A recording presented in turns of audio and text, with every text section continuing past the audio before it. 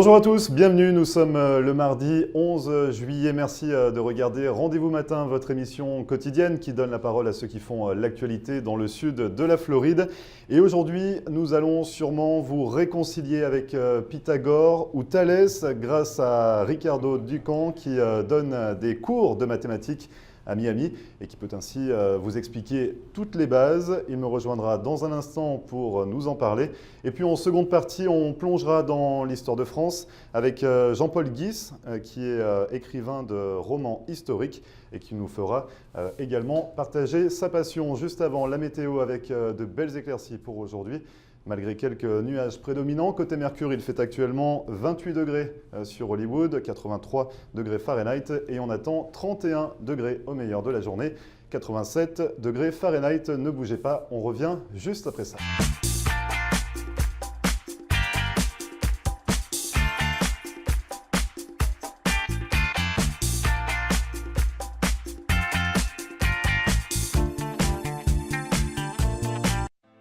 Marcel Poirier, avocate en droit de l'immigration américaine et membre du barreau de la Floride. Ma vocation est de conseiller mes clients et de protéger vos intérêts afin que vous soyez en mesure de réaliser votre rêve américain qui est toujours bien vrai et réel aujourd'hui. Surtout, n'oubliez jamais qu'un mauvais conseil légal peut vous coûter votre futur et celui de votre famille. N'hésitez pas à nous contacter par téléphone ou sur mon site internet à marcelpoirier.com et nous serons très heureux, mon staff et moi-même, de répondre à vos questions et de vous recevoir au cabinet, j'espère très bientôt.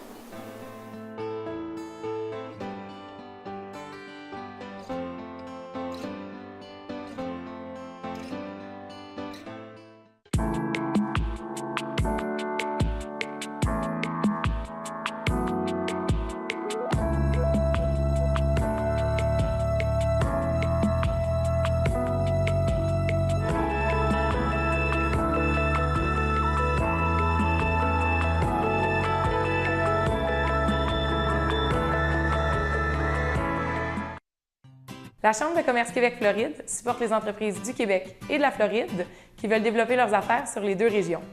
Nos membres ont accès à un réseau solide de professionnels, à des activités de réseautage, à des missions commerciales et à d'autres services de support aux entrepreneurs. En plus de notre centre d'affaires ici en Floride, où vous pouvez louer des bureaux et des salles de conférence pour rencontrer vos clients de façon professionnelle. Avec la CCQF, on vient en Floride pour les vacances, mais surtout pour y faire des affaires.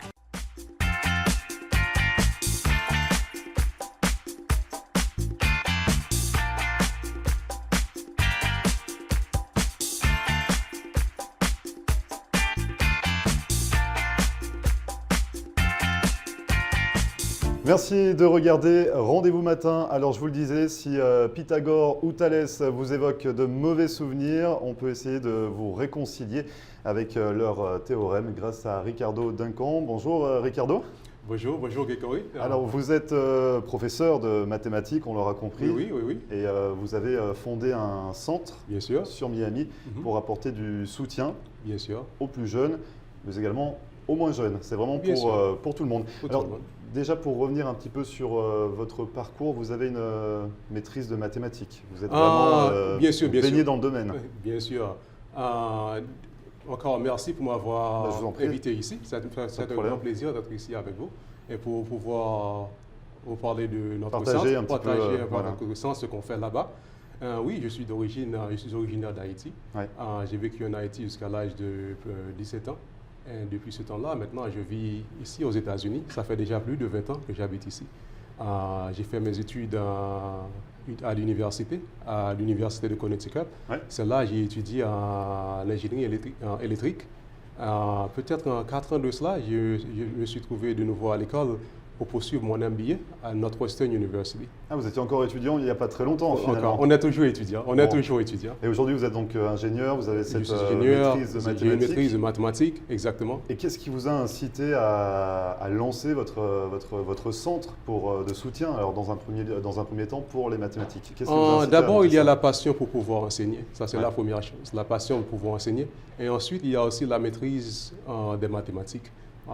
Quand je possède les deux, je pense que c'était un bon mélange pour pouvoir aider aussi les élèves. Et quand il s'agit du centre, pourquoi créer le centre ici à la Floride, j'avais l'habitude de travailler avec le département pour l'éducation régionale de Miami. Et c'est comme ça, en travaillant avec eux, j'ai pu constater les grandes lacunes que les élèves possèdent pour le moment. Ces grandes lacunes qui leur donnent beaucoup de problèmes à l'école maintenant et aussi même quand ils essaient de rentrer à l'université. Ouais, pour la suite. Pour la suite. So, j'ai dû remarquer ça. Et c'est pourquoi je me suis dit, c'est temps d'avoir un centre qui pourra aider les élèves.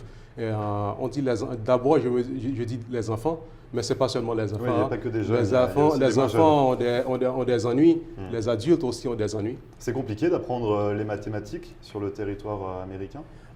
Ça dépend du professeur. Ça dépend du professeur. Tous les élèves qui viennent nous trouver, notre objectif, c'est que de les pousser assez à arriver à un niveau qu'on peut dire à un niveau avancé. Parce que vous les formez justement pour intégrer, pour qu'ils atteignent un niveau pour intégrer une université ou une école militaire, c'est ça? Bien sûr, bien sûr, bien sûr. La formation qu'on fournit à nos élèves, ça va leur aider à rentrer à l'université, comme vous avez dit, et aussi à l'académie militaire. On les prépare pour les deux. Ils ont les deux options après avoir été à travers notre programme, c'est comme ça. Donc c'est assez large parce qu'on part quand même des mathématiques basiques jusqu'à un niveau assez Bien sûr, élevé. bien sûr. On commence avec les élèves au niveau on appelle ça en anglais middle school. C'est la sixième, de la sixième grade, middle school, jusqu'au niveau universitaire. D'accord. Et du coup, ça s'adresse vraiment à quel type de personnes? Donc forcément, ceux qui ont des problèmes d'apprentissage, des mathématiques. Mais est-ce que vous vous adressez à, je ne sais pas moi, pour les Haïtiens ou pas spécialement? C'est ouvert vraiment à toute la francophonie et même forcément aux Américains? C'est ouvert pour tout le monde. Quand il s'agit de des communautés francophones, on comprend bien leurs épreuves. Parce que moi aussi, j'étais là plusieurs années de cela, quand j'étais en train de commencer avec l'école ici. Les mathématiques n'étaient pas nécessairement mon plus grand ennui, mais quand même, il y a les mathématiques, il y a aussi un nouveau système scolaire à apprendre. Il y a aussi, quoi d'autre, la nouvelle langue aussi à apprendre. C'est ça, parce que du coup, vos cours sont dispensés en anglais. En anglais. Même si vous êtes une dizaine de professeurs, à peu près, et vous parlez quand même plusieurs langues, dont le français, le créole, donc ça s'adresse vraiment à tout le monde. Bien sûr, bien sûr. Alors le cours est donné en anglais justement pour aussi inciter les gens à pratiquer Exactement, la langue. parce que l'objectif c'est de s'intégrer dans le système américain. La majorité des élèves, quand ils viennent nous voir, ils veulent passer un examen, passer une classe pour arriver à entrer à l'université ou à l'académie militaire. Comme ça, on les encourage à s'exprimer en anglais. Ils sont très contents quand ils savent qu'on peut s'exprimer en français, en créole, en espagnol. C'est très bien pour eux. Ça rassure. Parce que ça les rassure. Si on n'est pas sûr de comprendre. Exactement, ça les rassure. Mais en même temps, on leur encourage. On les encourage de s'exprimer toujours, de pratiquer l'anglais. Donc on fait une pierre deux coups, on fait des mathématiques. Exactement. Et de l'anglais, donc ça. La chose la plus importante, les élèves sont très confortables à notre centre. Ils aiment bien venir à notre centre. On les travaille beaucoup, on les met au boulot, mais quand même, maintenant ils ont la possibilité pour la première fois dans leur vie peut-être de comprendre les mathématiques, de comprendre des sujets très compliqués. Maintenant c'est plus facile pour eux. Et on parle de centre, mais finalement, on peut prendre une formation pour 2 heures, pour une semaine, pour un mois. C'est très flexible. Ça dépend de l'élève. On a la flexibilité pour faire ça. On n'est pas obligé de s'engager sur une année entière. Non, pas nécessairement. C'est recommandé pour les jeunes, parce que comme j'explique déjà aux parents, les mathématiques, c'est comme un régime, un diet. Si on suit le diet, ça va bien marcher. Et aussitôt qu'on se détache du diet, on arrête. On reprend du poids. Donc, on perd des mathématiques. Et c'est comme ça. Avec les mathématiques demandent la pratique tout le temps. C'est une des raisons pour laquelle on ouvre nos portes toute l'année. On ne suit pas nécessairement l'horaire scolaire. On a notre propre horaire. on est là pendant toute l'année pour aider les enfants. Et on a parlé beaucoup de mathématiques, mais il me semble que vous allez ouvrir d'autres matières dans ce centre. Bien sûr. On va pouvoir apprendre d'autres matières comme notamment l'anglais. Bien sûr, dans un premier temps un peu plus approfondi. Les sciences et choses pareilles. Et les sciences. Donc le nom de votre école porte bien son nom finalement. Exactement. C'était bien trouvé. C'est ce qu'on avait à l'idée, c'est ce que j'avais à l'idée quand j'avais commencé, fondé ce centre. Pour le moment, les mathématiques, ça représente notre spécialité. Ouais. Et pour le moment aussi, c'est un des plus grands ennuis que les élèves affrontent. Il y a pour beaucoup le de moment. lacunes. Donc, La plus grande lacune maintenant, ça devient de mathématiques. D'abord, on va adresser leurs problèmes pour le moment. Maintenant, dans l'avenir, l'objectif, c'est de pouvoir les aider dans toutes les matières, sur d'autres matières. Comment on peut vous contacter, Ricardo, si on est intéressé pour suivre des cours de soutien de mathématiques ou même pour d'autres matières par la suite? Vous avez un site internet? Bien sûr. Le site, c'est comme le nom du centre, notjustmathtutoring.com. Et notre numéro de téléphone, c'est 786 529 6284. En tous les cas, c'est noté juste en bas bien sûr. de l'écran. Merci beaucoup, Ricardo, d'être venu nous parler de votre centre. Bien sûr. Si on a des lacunes avec Pythagore ou Thalès, comme je le disais, il faut passer chez vous. Merci beaucoup en tout cas. Mon plaisir. Merci encore. Et vous ne bougez pas, on revient juste après ça.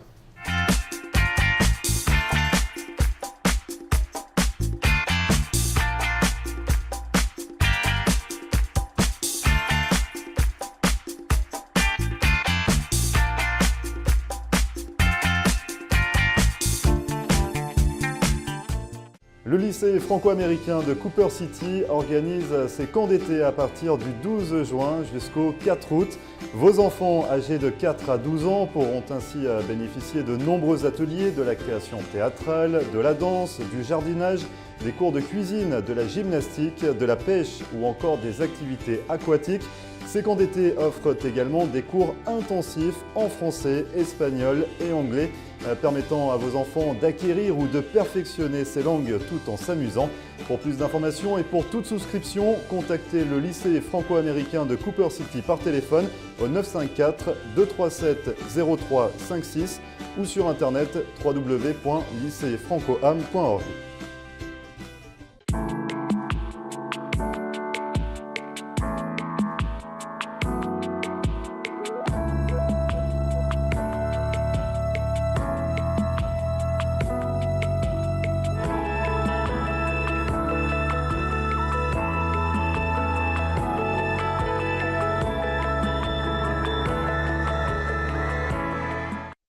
De nombreux Canadiens passent l'hiver dans le Sunshine State.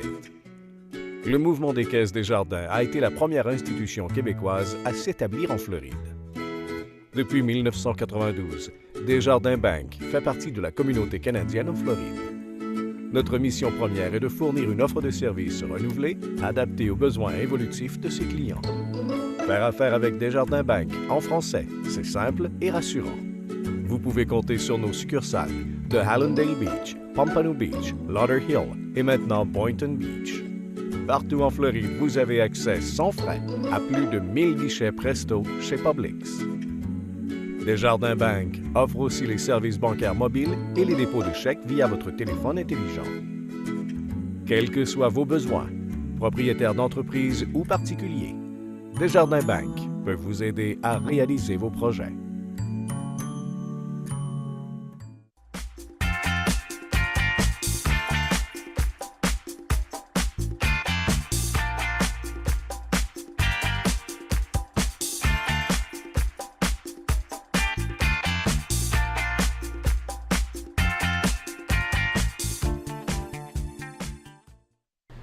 Et merci de regarder Rendez-vous Matin. Et comme promis, nous allons plonger dans l'histoire de France ce matin avec Jean-Paul Guis. Bonjour Jean-Paul.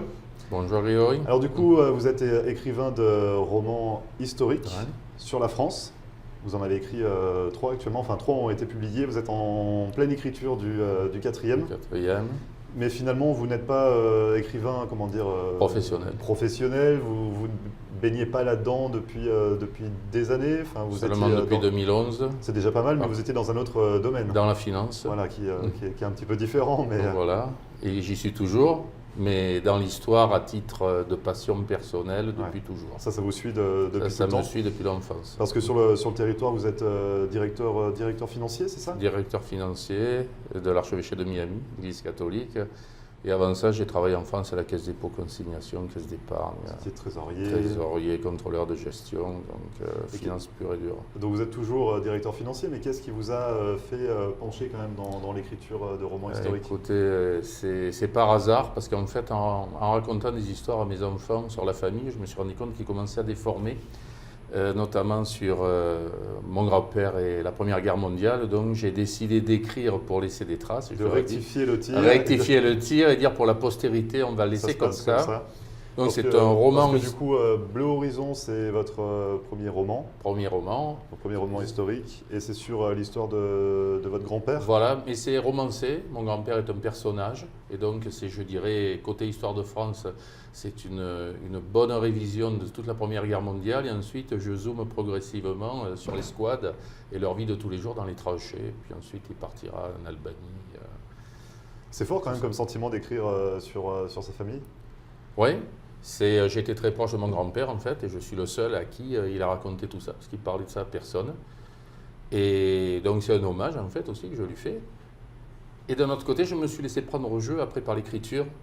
Et le deuxième livre, c'est malgré tout indirectement sur donc la ferme de la Salamandre. La ferme de la Salamandre. Toujours un peu sur le côté historique histoire de France, mais toujours rattaché à un côté familial. Alors le héros, qui est un ancien, je dirais, de la Grande Armée, Félicien Brunel, c'est quand même malgré tout un de mes ancêtres dans ce village.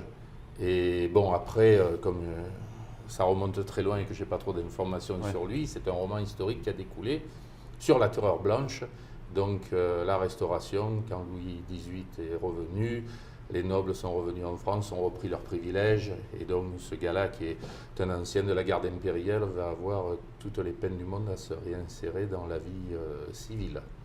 Donc ça c'est pour le deuxième, la ferme de la Salamandre, et le troisième, pour le salut des Ardents. Alors ça c'est pas sur ma famille. Donc ça il n'y a pas de côté familial là-dessus. Parce que ça remonte il y a trop longtemps, je dirais à très longtemps. C'est un chevalier provençal qui devient templier et qui va donc partir en Terre Sainte. Pourquoi pour le salut des Ardents? Parce que sa promise avait été atteinte du mal des Ardents. Et les gens qui mouraient du mal des Ardents mouraient dans d'atroces souffrances, et l'Église pensait qu'ils étaient possédés par le diable, et donc ils étaient damnés pour l'éternité. Et donc il décide de faire don de sa personne à Dieu pour éviter la damnation à sa future femme. Et donc comme c'est un chevalier, la seule chose qu'il sait faire, c'est se battre, et donc il devient templier. Et il va repartir en Terre Sainte, on va voir Saladin, le roi lépreux, Guy de Châtillon, la bataille de Montgisard, enfin c'est une période entre deux croisades très intéressante. Mais dans tous les cas, c'est basé sur des faits réels. Tout historiques. Est basé sur des faits historiques. Ce ne sont pas des ouvrages académiques, c'est des romans historiques, mais l'histoire est très précise, et j'essaie surtout aussi de soulever des points ou des périodes qui ne sont pas très connues dans l'histoire de France.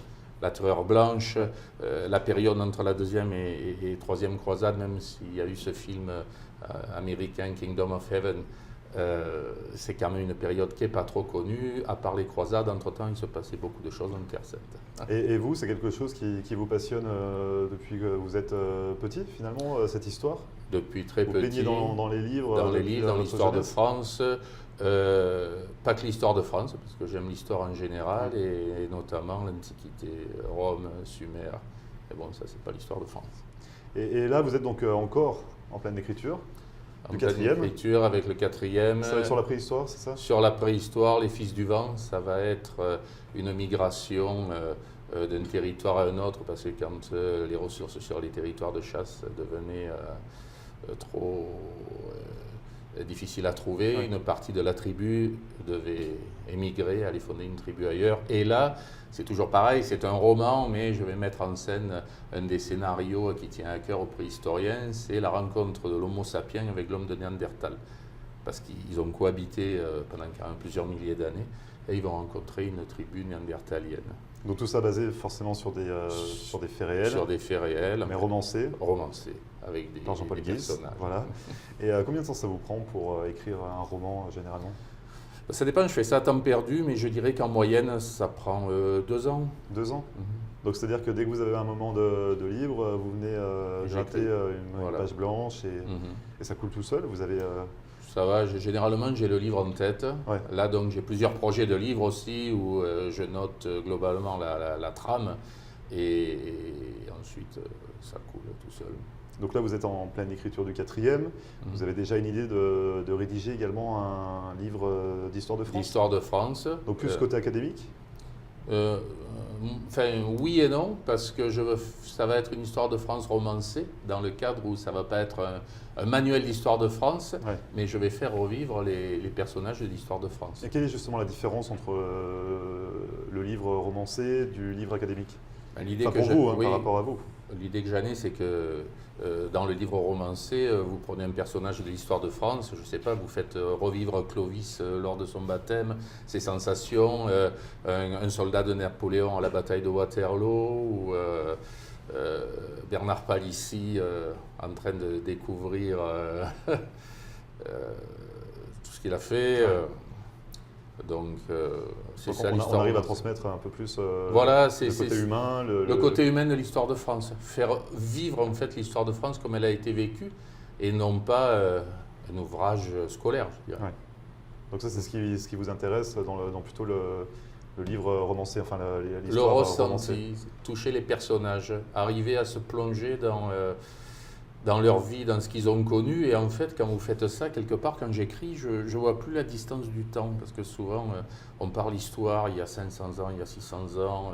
C'était, je ne sais pas, des Celtes, des guerriers, des Gaulois, des chevaliers. C'est pas très... on a du mal à percevoir. Là, on plonge dans leur vie quotidienne. Et donc, ils sont beaucoup plus proches de nous. C'est ça. Et souvent, on se rend compte que quelque part, qu'on n'a pas vraiment changé aussi et que l'être humain, malgré le contexte culturel et historique, on a les mêmes ressentis. Ça donne envie de lire vos livres en tout cas. Vous êtes donc pour l'instant sur vraiment l'histoire de France. Vous voulez également mêler un petit peu l'histoire de la France et des États-Unis, c'est ça? Voilà. C'est un petit peu aussi dans les cartons, c'est dans parce les que je projets. vis en Floride aussi, dans les cartons, puisque en ce moment, j'écris dans le Courrier de Floride chaque mois une page sur les Huguenots à la conquête de la Floride en 1563. Ces Huguenots qui ont débarqué près de Saint-Augustine et qui malheureusement se sont fait massacrer par les Espagnols qui créeront donc Saint-Augustine. Et c'est toujours pareil, c'est le roman. Là, je fais revivre les personnages. Et pour ça, par contre, là, j'ai pris les mémoires de René de Laudonnière qui ont été écrits par Jean Ribot parce que la documentation n'est pas très importante, mais dans leurs mémoires, en fait, on revit. Donc pour celui qui écrit un roman, c'est parfait, la manière dont ils ont écrit. Et puis effectivement, ensuite, peut-être écrire sur la présence des Français à ce qui est aujourd'hui les États-Unis et le Canada, puisque la Nouvelle-France, ça partait du Canada, ça descendait jusqu'à la Nouvelle-Orléans, et même un peu plus bas. Et les Français étaient très présents, je dirais, jusqu'à la guerre de 7 ans, où malheureusement on a perdu beaucoup de choses. Donc encore beaucoup d'idées de projets d'écriture. Voilà. Au niveau de l'actualité, on va vous retrouver ce jeudi par rapport au 14 juillet. Donc vous serez le 13 juillet, la veille. Le 13 juillet. Dante Alighieri, centre culturel italien, mais qui a une division française. De Coral Gables. Coral Gables. Donc je vais faire une présentation sur la terreur. Et d'ailleurs, à cette association, tous les 2 mois, en gros, je fais des présentations d'histoire de France.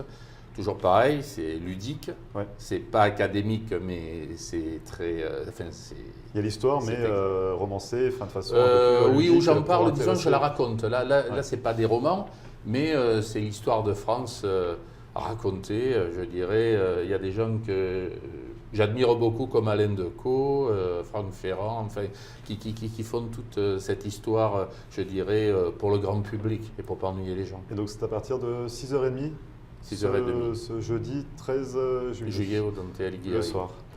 C'est noté. On peut également, vous avez un contact, une adresse mail si on souhaite correspondre avec vous, si on est intéressé par vos différents livres qui sont en France en vente en librairie, mais on peut les trouver sur Amazon.fr et aussi sur les sites Amazon de Belgique, UK, Espagne, Italie.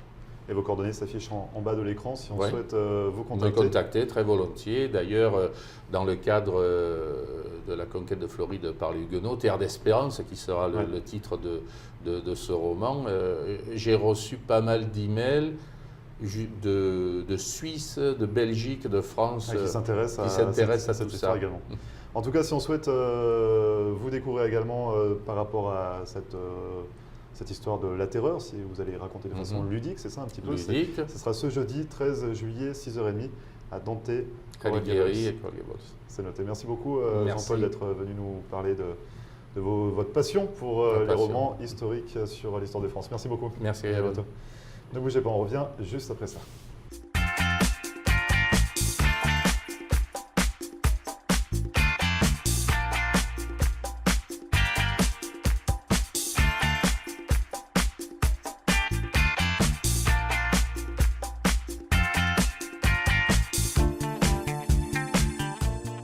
Le mouvement des Caisses des Jardins a été la première institution québécoise à s'établir en Floride, et ce, dès 1992.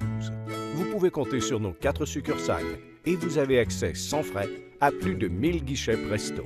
Desjardins Bank offre un service bancaire mobile et le dépôt de chèques via téléphone intelligent. Quels que soient vos besoins, Desjardins Bank peut vous aider à réaliser vos projets en Floride. Faire affaire avec Desjardins Bank en français, c'est simple et rassurant.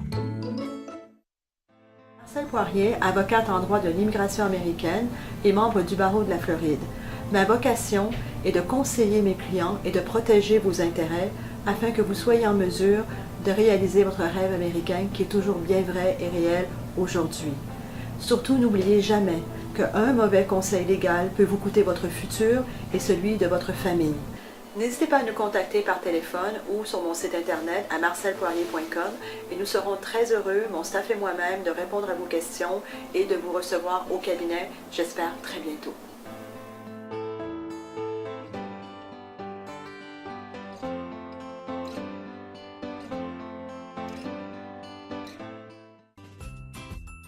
La carte orange est essentielle à tous ceux qui voyagent dans le sud de la Floride. Bénéficiez de rabais et de privilèges dans des restaurants, du magasinage, des loisirs, des hôtels et aussi sur la location de voitures.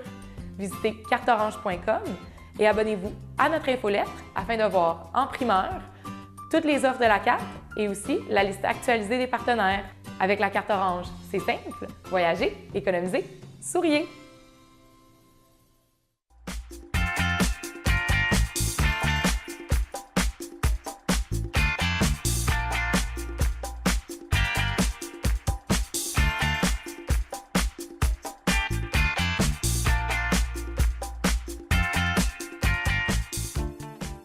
D'avoir suivi cette émission, c'est fini pour aujourd'hui. N'hésitez pas à venir réagir sur notre page Facebook floride.tv ou en utilisant le hashtag sur Instagram, hashtag RVM.